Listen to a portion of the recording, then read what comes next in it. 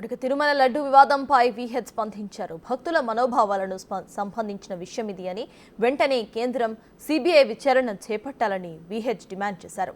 అప్పుడే వాస్తవాలు బయటకు వస్తాయని అన్నారు విహెచ్.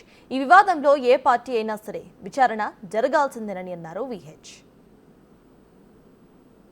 వాళ్ళు కావాలని పెట్టిందని అవతల పార్టీ వాడు ఒక స్లోగన్ పెడతారు రేపే. కనుక నా ఉద్దేశంలో ఇది సిబిఐ ఎంక్వైరీ జరగాల్సిందే.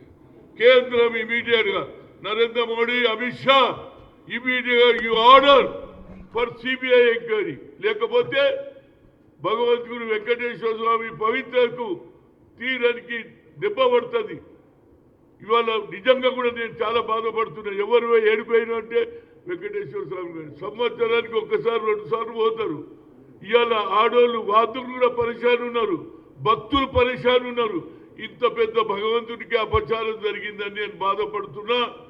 రాజకీయాలు పక్కకు పెట్టండి, కానీ దేవుని మీద జరిగిన దాని మీద నేను తప్పనిసరిగా, ఎందుకంటే టీడీపీ వాళ్ళు వచ్చిరు కాబట్టి కావాలని చేస్తున్నారు అనేది అపచారం మొదలవుతుంది, దొంగచాటులో మాట్లాడడం జరుగుతుంది. కాబట్టి తప్పనిసరిగా ఇది సిబిఐ ఎంక్వైరీ ఇవాళ ఎంక్వైరీ చేయాలి. బులెటిన్లో షార్ట్ బ్రేక్ తీసుకుందాం. Stay with us.